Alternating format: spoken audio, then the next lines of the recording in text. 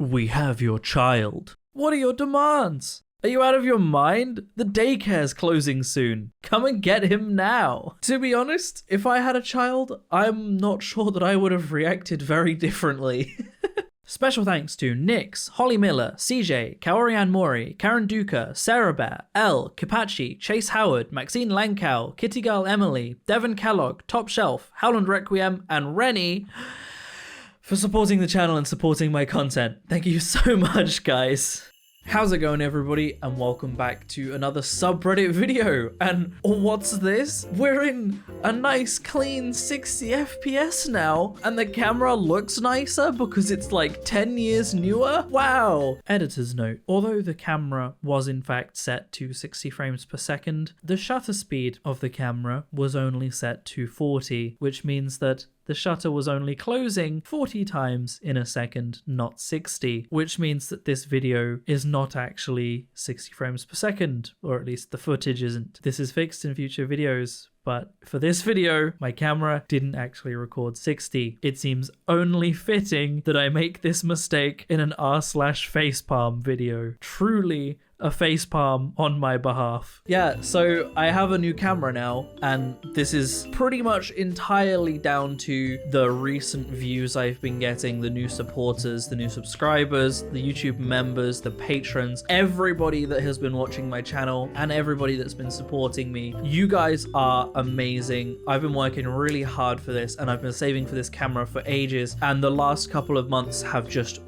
pushed me over. Like, I have been able to finally ditch my old dying camera and upgrade to something I can now record for an unlimited duration straight to my computer. I can use this for streaming. We are actually set now with a good camera, and if I really wanted to, I could also switch this to 4K. You guys voted for 1080p 60 FPS, so that's what I'm doing, but I could do 4K if I wanted to, which it's just overkill, really, but it's an option. So yeah, today we're going to be taking a look at r/facepalm. We've been here before, you guys know what it is. It's facepalm moments. Let's take a look, shall we?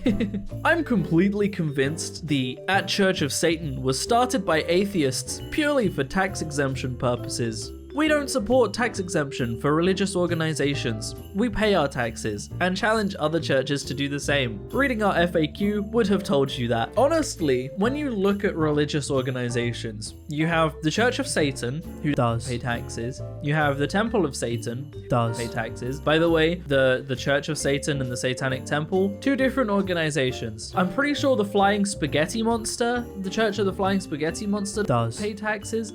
Like, a lot of these organizations pay taxes. Meanwhile, the most lucrative and richest church in the world doesn't pay taxes. It's interesting that, isn't it? Kids these days don't know the struggle. You really struggled with this? Literally match the colors, bro.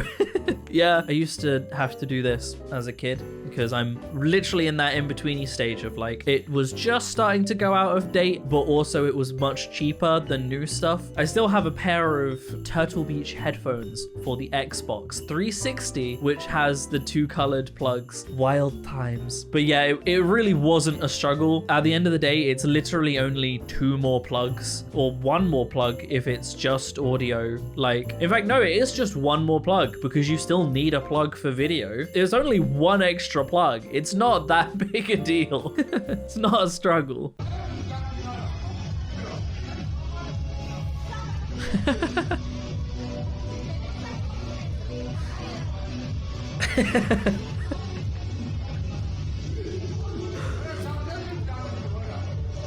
This man needs to drink less. He needs to drink considerably less. He's like, what's this idiot doing? He was getting angry there. I wonder where that went if someone was like, mate, that's a mirror. Because incredible. Know how to find an atheist? They'll tell you. Laughing emoji. Yeah, those atheists wearing their atheist necklaces and atheist earrings and building gigantic atheist monuments and congregating to yell out loud how much they love atheism and going around the world to different countries to tell people they should be atheist and making sculptures of the first atheist and painting pictures of the first atheist and screaming to random strangers how they love atheism. Yeah, it's atheists who do that. Okay, when I went into this video, I was not expecting it to just be like bashing Christianity. Not all Christianity is bad. There are plenty of good Christians. My mom is a Christian. My sibling is Christian. You know, it's all good. But this is it is true. Like it's definitely not atheists that are the ones going around telling everyone they're atheist. Just imagining where my train of thought is going now. But it's fine. I can record for as long as I want now. I can talk as much as I want and cut out as much as I want because I don't have a time limit anymore. Wonderful. Anyway, my train of thought just went to like, could you imagine atheist missionaries? Like, what would that entail? Like atheists knocking on people's doors and going, have you heard the good word of no God? I'm just imagining the world where that's a thing. I don't know, man. Some guy on Instagram is mad that you can vaguely see veins in my boobs. So now we're criticizing women for, checks notes, having a functioning circulatory system. Got it. When it comes to internet neckbeards and judging women, it is something that they cannot get enough of doing. Like, you will get extremely attractive women on the internet and you'll get men that are like, are you kidding? She's not cute. She has an eye that is 0.0001 centimeters smaller than the other eye. Like, how can you possibly call her cute? Or they'll be like, her hair is actually 0.1 point off of the perfect blonde color, therefore she's just not attractive to me. It's sad that there are women that will take it to heart. There are genuinely people self-conscious about things that they don't need to be self-conscious about, and then it gets pointed out by jerks on the internet, and then they're obviously more self-conscious about it. Sorry, I went on a ramble about that. My wife just said bukkake in front of the kids, to my shock. She then admitted that she didn't know what it meant and thought it meant like bullshit or something fake, and she'd said it in meetings. I made her Google it, and now she's having a panic attack. I think we should make this a thing. I think instead of being like, oh, bullshit or bogus, we should be like, oh, that was bukkake. Start using that as an exclamation. Bukkake. I think we need to do that. I think we should. Each one of us has a duty to protect the most vulnerable among us, even those who are not yet born. I will continue my work in the Senate to end innocent unborn lives. That took a turn? Excuse me? Oh, dude, what is it with Republicans and not reading their tweets before they tweet them? For a normal person, you make a typo, you say something dumb, it doesn't matter, you are a regular person, right? When you're a senator or a politician, proofread your tweets, because that is the difference between saying you want to end abortions and saying that you want to end innocent unborn lives. Proofread your tweets. And it's always the Republicans as well. You never see any posts like this coming from Democrats, from Democrat senators, Democrat politicians. And I think it's because they do proofread their tweets. In high school, I went to a sleepover and the girl I liked climbed into bed with me and she started tickling me. And I was like, ha ha ha, okay, well, time for bed. And I think about that twice every 5 minutes. Oh, a moment of silence for our fallen homie. That's gotta hurt. Ouch. Yeah, there are those moments where you are like a clueless teen. Like, I was one of those people that throughout school, I could know instantly if someone liked one of my friends or if someone liked someone else, right? However, if someone liked me, completely oblivious. Do not recognize. Do not understand. Nobody could possibly like me. There's a reason I was single for so long. Okay, interesting workout routine. Let's see where they... Oh, wait, hammer throw? Oh no.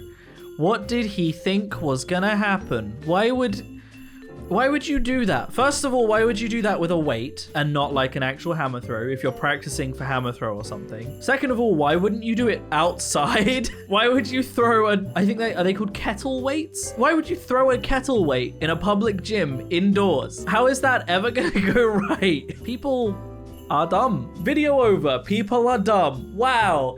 But honestly, like, people really don't think these things through, and it's like, what did you think was gonna happen? Honestly, what did you think was gonna happen? If you could be born at any time in history, when would it be? Explain. For me, 1900. Fight in World War I, Roaring 20s, Great Depression. Fight in World War II, then experience the 50s and 60s in my 50s and 60s. Enjoy the twilight years with the modern conveniences of the 70s, and die in the 80s before all this internet BS began. I hope he's joking, and I really hope this was bait and that everyone fell for it, because this is an interesting one. What would probably happen is you would be born in the 1900s, you would fight in World War I, and you would die. And if you don't die in World War I, you'll die in World War II. End of, really. The chances of you surviving the war, not great. But also, it's a really interesting point to me that Casey Neistat would say he wants to be born before all the internet stuff begins. Casey Neistat, who made his entire career out of the internet. He is a vlogger who still uploads to this day. His entire career is YouTube, and he wanted to be born before the internet came around? That's a weird point to me, which is kind of why